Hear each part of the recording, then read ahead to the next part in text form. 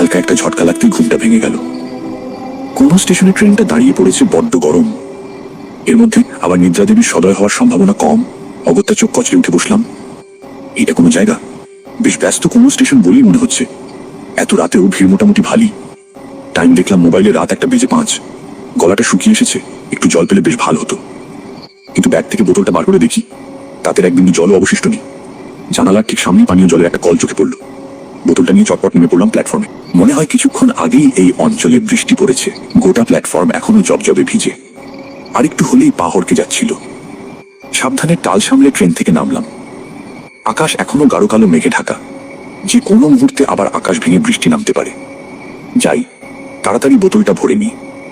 ধ্যাত, কল থেকে সুতোর মতো জল পড়ছে। সামান্য 2 লিটারের একখানা বোতল ভর্তি যেন পেরিয়ে যাচ্ছে একযুগ সময়। কিন্তু বোতলটা ভরে পিছনে ঘুরতেই মাথায় বজ্রপাত হলো। ট্রেনটা স্টেশন ছেড়ে একটু একটু করে এগোতে শুরু করেছে। এক হাতে কোনো মতে বোতলটা সামলে দৌড় দিলাম ট্রেনের দিকে। তবে বাদ সাধুর বৃষ্টিস্নাত প্ল্যাটফর্ম। তাড়াতাড়ি ছুটতে গিয়ে পাটা গেল পিছনে। অতগুলো লোকের সামনে 2-3টে ডিগবাজি খেয়ে মাটিতে মুখ থুবড়ে পড়লাম। মাথা তুলে দেখি ট্রেনের শেষ বগির লাল আলোটা আমাকে ভেঙচি কেটে ক্রমশ রাতের অন্ধকারে মিলিয়ে যাচ্ছে। এ তো ভারী আতান্তরে পড়া গেল। ট্রেনে আমার সমস্ত লাগেজ পড়ে আছে। কি করি এখন? একবার স্টেশন মাস্টারের সঙ্গে কথা বলে দেখব।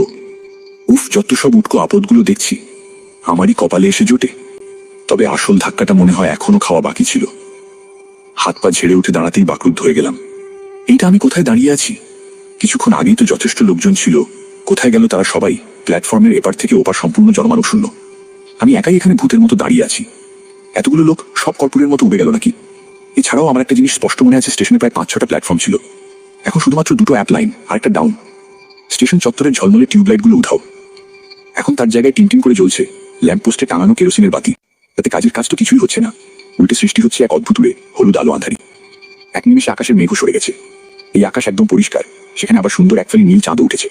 অমন উজ্জ্বল চাঁদ আমি জীবনে দেখিনি। ঠিক যেন কোনো অদৃশ্য পুরুষ এক বৃহৎ রূপালী ঘোড়ার থেকে পৃথিবীর বুকে জ্যোৎস্নার নির্মল ধারা ঠেলে চলেছে।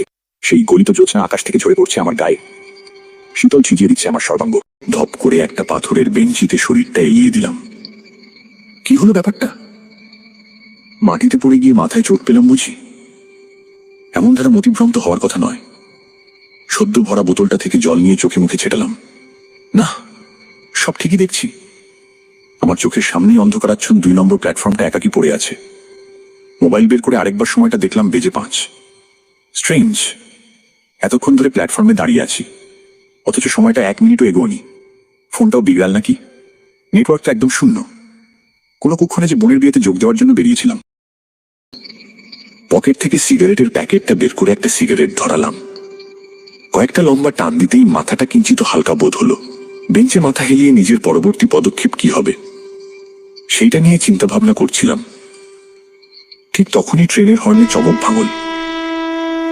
কেমন অদ্ভুত সেই হর্নের ধ্বনি, ঠিক যেন শীষ দেওয়ার মতো এক তীক্ষ্ণ আওয়াজ। দূরে ইঞ্জিনের আলো দেখতে পাচ্ছি। কাছে এল ট্রেনটা, মালগাড়ি। কিন্তু ইঞ্জিনটা কিরকম? ডিজেল বা ইলেকট্রিক ইঞ্জিন নয়, এটা তো সেই আদিকালের স্টিম লোকোমোটিভ। এই রুটে যে আজও স্টিম ইঞ্জিন চলে তা তো জানতাম না। একরাশ কুচকুচে কালো ধোঁয়া এবং কয়লার মিহি গুঁড়ো ছড়িয়ে আমাকে পিছনে ফেলে এগিয়ে গেল ইঞ্জিনটা। মিনিট 5 দাঁড়িয়ে কয়লা বোঝাই করা মালগাড়িটা আবার ঘটাং ঘটাং শব্দ তুলে স্টেশন থেকে বিদায় নিল। না, এভাবে নিশ্চেষ্ট হয়ে বসে থাকলে চলবে না। একবার স্টেশন মাস্টারের সাথে কথা বলতেই হবে।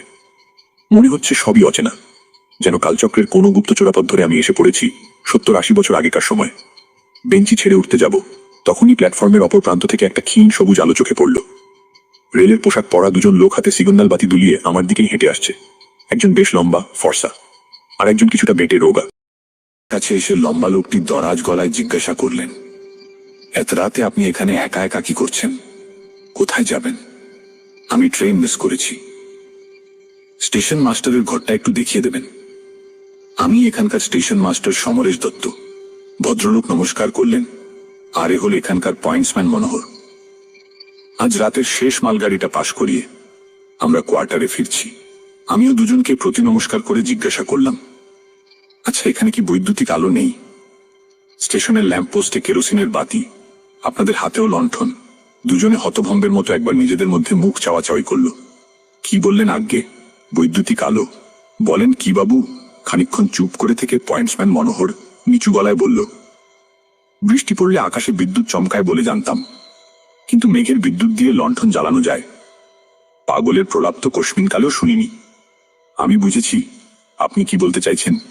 মাঝখানে ফোড়ন কাটলেন সমরেশবাবু।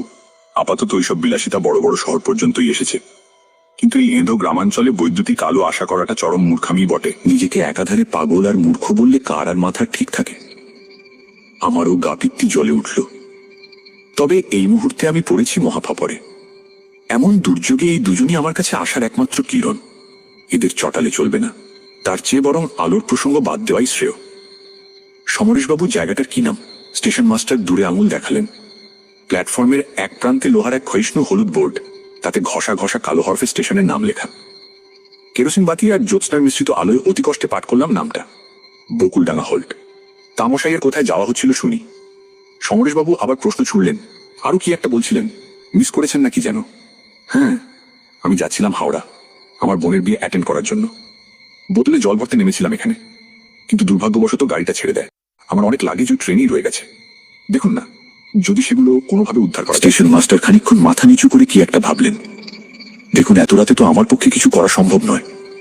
কাল সকালে এসে আমি না হয় টরেটোক্কার মাধ্যমে হাওড়ার স্টেশন মাস্টারকে একখানা টেলিগ্রাম পাঠিয়ে দেবক্ষণ। দেখি আপনার সব মালপত্রগুলো রিকভার করা যায় কিনা। টেলিগ্রাম কেন? আপনাদের কাছে মোবাইল নেই বুঝি? একবার ওনাকে মোবাইলে সবকিছু জানিয়ে দিলেই তো হয়। মোবাইলও? সেইটা আবার কি? মোবাইল মানে মোবাইলও, মোবাইল ফোন। দুজনে আবার বেশ কিংকর্তব্য বিমূঢ় চোখে আমার দিকে তাকাল। মশাই কি নেশা টেশা করেন? না মানে, ধুত্তর, আমাকে দেখে আপনাদের নেশাখোর মনে হয় নাকি? একটা সমস্যায় পড়েছি। কোথায় আপনি সেটা নিরসন করবেন তা না বুঝেছি। চিন্তা নেই, আজ রাতটা আপনি আমার ঘরেই কাটিয়ে দিন। ওখানে গ্যাংম্যান হরিয়া আছে, ভারী মজার মানুষ। ভোরের আলো ফুটতে আর বড় জোর 3-4 ঘন্টা বাকি। এইটুকু সময় দিব্যি হরিয়ার সঙ্গে গল্প করে কাটিয়ে দিন। তারপর সকালে আমি এসে কিছু একটা ব্যবস্থা করছি। প্ল্যাটফর্মে মুখ থুবড়ে পড়ে যাওয়ার পর চোখের সামনে সমস্ত দৃশ্য এক লহমায় পাল্টে গেছে। এই কথাটা আর স্টেশন মাস্টারের কাছে ভাঙলাম না। বৈদ্যুতিক আলো আর মোবাইল ফোনের কথা শুনে এরা আমার মানসিক ভারসাম্য সম্পর্কে ইতিমধ্যেই যথেষ্ট সন্দিহান হয়ে পড়েছে। এরপর এইসব গালগল্প শুনলে এরা দুজন মিলে নির্ঘাত আমাকে কোনো রাঁচিগামী ট্রেনে তুলে দেবে। আরে কি হলো মশাই, কি এত আকাশ কুসুম ভাবছেন? আসুন আমার সঙ্গে, রাতটা আমার ঘরেই কাটাবেন। টালি দেওয়া ছিমছাম ছোট ঘর, কোনায় একজন লোক আপাদমস্তক চাদর মুড়ি দিয়ে বসে আছে। কুলুঙ্গির উপর মিটমিট করে জ্বলতে থাকা কুপির আলোয় মুখটা স্পষ্ট বোঝা যাচ্ছে না। হরিয়া? সমরেশবাবু ওকে উদ্দেশ্য করে হাঁক পারলেন। বাবু সাহেব আজ রাত ইয়াহি রুকেঙ্গে, ইনকা ধ্যান রাখনা। চাদর মুড়ি দেওয়া লোকটা ইতিবাচক মাথা নাড়ল। সমরেশবাবু আর মনোহর বিদায় নিলেন। আমিও ঘরের এক পাশে রাখা কাঠের প্যাঁটরার উপর বেশ গুছিয়ে বসলাম। বাবু কি কোনো ঝামেলায় পড়েছেন? হরিয়ার গলা শুনে বুকটা ছ্যাঁত করে উঠল। এমন কর্কশ স্বর জীবনে কখনো শুনিনি, যেন আজ তো একখানা স্টিম ইঞ্জিন গলায় পুড়ে রেখেছে। বললেন না তো বাবু, কোনো ঝামেলা হয়েছে কি? খানিক ইতস্তত করে ওকে সমস্ত ঘটনা প্রথম থেকে খুলে বললাম। কিছুক্ষণ চুপ করে থেকে হরিয়া বলল, আপনি চিন্তা করবেন না, স্টেশনবাবু বহুত কামকা আদমি আছে, কিছু একটা উপায় জরুর বের করবেন। কথায় কথায় জানলাম হরিয়ার ভিটে বিহারের পূর্ণিয়া জেলায়। পেটের দায়ে 20 বছর পূর্বে এসেছিল এই বঙ্গদেশে। স্ত্রী এবং 3 ছেলে মেয়ে আজও পূর্ণিয়াতেই থাকে। বছরে একবার করে হরিয়া নিজের গ্রামে যায়। এছাড়াও সারাটা বছর কাটে এই ছোট্ট হোল্টেই। ছোট স্টেশনে স্টাফ খুবই কম, গ্যাংম্যানের কাজও যথেষ্ট দায়িত্বপূর্ণ, তাই বেশি কামাই করা চলে না। সমরেশবাবু ঠিকই বলেছিলেন। কণ্ঠস্বর ভয়াবহ হলেও লোকটা কিন্তু সত্যিই ভারী মজার। এতদিনে হিন্দি মেশানো ভাঙাচোরা বাংলা বলতেও শিখে গেছে হরিয়া। আপাত দৃষ্টিতে হরিয়াকে দেখে মোটামুটি বিশ্বাসী বলেই মনে হলো। আসল কথাগুলো কি একে একবার বলে দেখব, তারপর যা থাকে কপালে। আচ্ছা হরিয়া, একখানা কথা তোমাকে বলতে চাই। কথা দাও স্টেশন বাবু বা মনোহরকে সেই কথা বলবে না। কৌশাবাদ বাবু সবকিছু খুলে বললাম। পা পিছলে পড়ে যাওয়ার পর থেকে যা যা ঘটেছে হরিয়া নীরবে পুরোটা শুনল। অন্ধকারে মুখটা পরিষ্কার ঠাহর না হলেও কুপিবাতির রান আলোয় বুঝলাম লোকটা ঠোঁট বেঁকিয়ে অল্প হাসল।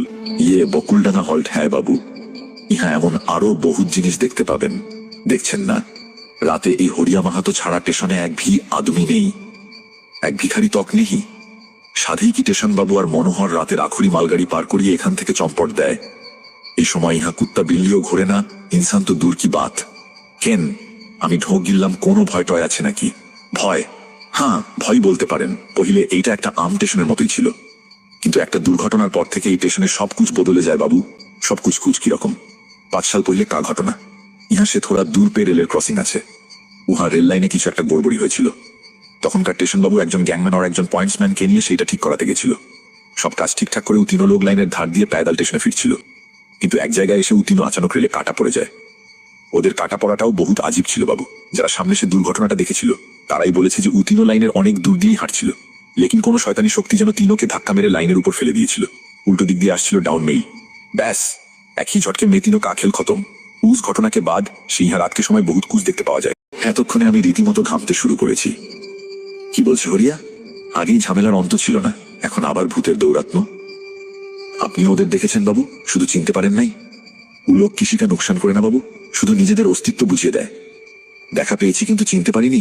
বলো কি হে হরিয়া? কাদের কথা বলছো তুমি? ওরা কারা? ওরা কারা? নিঃশব্দে হাসল গ্যাংম্যান হরিয়া। ওরা হলো সমরেশ বাবু, মনোহর আর হরিয়া মাহাতো। এক ঝলক ঠান্ডা বাতাসে হরিয়ার গা থেকে চাদরটা খুলে পড়ল। কুপিবাতির নির্বাণোন্মুখ শিখার স্বল্প আলোয় পরিষ্কার দেখলাম আমার সামনে দাঁড়িয়ে আছে এক ভয়ঙ্কর প্রেতমূর্তি। ডান হাতটা কনুইয়ের নিচ থেকে কাটা পড়েছে, সেখান থেকে এখনো চুইয়ে পড়ছে ফোঁটা ফোঁটা তাজা রক্ত। মাথাটা একদিকে বিশ্রীভাবে থেতলে গেছে, ভাঙাচোরা দাঁতগুলোর ফাঁক দিয়ে ঝুলে পড়েছে জিভটা। এছাড়াও শরীরে অজস্র জায়গায় কাটাছে না। হরিয়া হাসছে, খলখল করে হাসছে। ঠিক তখনই কুপিবাতির শিখাটাও দুইবার দপদপ করে নিভে গেল। পুরো ঘরটা তলিয়ে গেল অন্ধকারের অকুল সমুদ্রে। এতক্ষণে যেন আমার সঙ্গীত ফিরল। গা ঝাড়া দিয়ে এক লাফে বেরিয়ে এলাম ঘর থেকে। তারপর কোনো দিকে না তাকিয়ে অন্ধের মতো ছুট লাগালাম। পিছন থেকে তখনও ভেসে আসছে হরিয়ার কণ্ঠস্বর। এখন যেন ওর গলাটা আরো কয়েক গুণ বেশি কর্কশ শোনাচ্ছে। ভাগ্নে সে কুছ নেহি হোগা, स्टेशन बाबू जिंदा नहीं बाज पाया ना मनोहर और ना ही मैं। यहाँ से कोई जिंदा बाज के वापिस नहीं जाता बाबू, भी नहीं जाएगा। কতক্ষণ ধরে ওই অচেনা মফস্বলের পথে ঘাটে উদ্ভ্রান্তের মতো দৌড়ে বেরিয়েছি তার খেয়াল নেই। ছুটতে ছুটতে এক জায়গায় এসে ধপ করে মাটিতে বসে পড়লাম। পা দুটো আর সঙ্গ দিচ্ছে না। মনে হয় এর চেয়ে বেশি ছুটলে মুখে রক্ত উঠে মরব। বুকটা হাপড়ের মতো ওঠানামা করছে, কথা বলার শক্তিটুকু আর নেই। অনতি দূরেই চোখে পড়ল একটা আলো। কোনো মতে ক্লান্ত শরীরটা টেনে হিচড়ে নিয়ে চললাম সেই দিকে। আরে এইটা তো একটা লেভেল ক্রসিং, এখানেও কোনো জনমনীষী নেই। এই ক্রসিং এর কথাই কি বলছিল হরিয়া? দাঁড়িয়ে দাঁড়িয়ে এইসব 7-5 ভাবছি, হঠাৎ ঘাড়ে কারো তপ্ত নিঃশ্বাস অনুভব করলাম। কিছু বুঝে ওঠার আগেই পিঠে এসে পড়লো হাতুড়ির মতো এক প্রবল ধাক্কা। তাল সামলাতে পারলাম না, হুড়মুড়িয়ে সোজা গিয়ে পড়লাম রেল লাইনের উপরে। উঠে বসতেও পারছি না। অদৃশ্য কেউ যেন বুকের উপর চেপে বসে জোর করে শুয়ে রেখেছে আমাকে। শরীরের সমস্ত বল প্রয়োগ করেও সেই বায়বীয় সত্তাকে বুকের উপর থেকে ঠেলে ফেলা যাচ্ছে না। ঠিক তখনই দূর থেকে কানে এল ট্রেনের হর্ন। মুখে আছড়ে পড়ল ইঞ্জিনের চোখ ধাঁধানো আলো। দুর্নিবার গতিতে আমার দিকেই ধেয়ে আসছে একটা মেল ট্রেন। চোখে মুখে ঠান্ডা জলের ঝাপটা লাগতেই হুঁশ ফিরল। ভোরের আলো ফুটেছে। আমি বকুলডাঙ্গা স্টেশনের প্ল্যাটফর্মেই পড়ে আছি। পরম যত্নে আমার মাথাটা কোলে নিয়ে বসে আছেন একজন পুরুষ। ভাল করে তার মুখের দিকে তাকাতেই ধর্মড়িয়ে উঠে বসলাম। এ কি বাবা তুমি? কিরে খোকা, ভেবেছিলি শ্মশানে দাহ করে এসেছিস বলে তোর এই বাপটা চিরকালের জন্য উবে গেছে। তবে যে আমি, তুই ভয়ের চোটে জ্ঞান হারিয়েছিলি। ভিতুর ডিম কোথাকার, এখনো বুঝতে পারলি না? আরে এখন তো তুই আমাদের জগতে চলে এসেছিস রে। এখানে কেউ ট্রেনে কাটা পড়ে না, আগুন আমাদের পোড়াতে পারে না, তলোয়ার আমাদের কাটতে পারে না। আমরা অবিনশ্বর। এতক্ষণে লক্ষ্য করলাম বাবার পাশে আরো 3 জন দাঁড়িয়ে আছে। Station master Samaresh Dutta, pointsman Manohar আর গ্যাংম্যান হরিয়া। সমরেশবাবু আমার দিকে তাকিয়ে মৃদু হেসে বললেন, আপনি জানেন প্ল্যাটফর্মে পিছলে পড়ার পরে এই সমস্ত দৃশ্য কেমন ভাবে ভোজবাজের মতো বদলে গেছিল? কিভাবে এক নিমেষে অন্য দুনিয়ায় পৌঁছে গেছিলেন আপনি? আমি দিচ্ছি উত্তরটা, এদিকে আসুন। সমরেশবাবু আমার হাতটা ধরে নিয়ে এলেন প্ল্যাটফর্মের ধারে। লাইনের উপরে এক জায়গায় আঙুল দেখালেন তিনি। ওই দেখুন, কিছু বুঝতে পারছেন? দুটো লাইনের মাঝখানে পড়ে রয়েছে একটা দলা পাকানো রক্তাক্ত মাংসপিণ্ড। ট্রেনের চাকার তলায় পিষ্ট হয়ে এমনই অবস্থা হয়েছে। এখন শনাক্ত করাই মুশকিল, তবে লাশের রক্তমাখা ডান হাতের মধ্যমায় জলজ্জল করা হীরের আংটিটা দেখে আমার আর বুঝতে বাকি রইল না এ মৃতদেহ আসলে কার। এবার একটু একটু করে সবটা স্বপ্নের ঘোরের মতো মনে পড়ছে। প্ল্যাটফর্মে নেমে কল থেকে বোতল ভরছিলাম। ততক্ষণে ট্রেনটা ছেড়ে দিয়েছিল। দৌড়ে বগিতে উঠতে গেছিলাম, কিন্তু ভেজা প্ল্যাটফর্মে পাহড়কে সোজা গিয়ে পড়েছিলাম ট্রেনের তলায়। মুহূর্তের মধ্যে লোহার চাকাগুলো খণ্ড খণ্ড করে দিয়েছিল আমার শরীরটা। Welcome to our universe my son. বাবা আমাকে বুকে জড়িয়ে ধরলেন। মৃত্যুর পরের এই সমান্তরাল জগতে তোকে আমরা স্বাগত জানাই। গল্পটি ভালো লাগে থাকলে লাইক, কমেন্ট ও সাবস্ক্রাইব করে আমাদের পাশে থাকুন।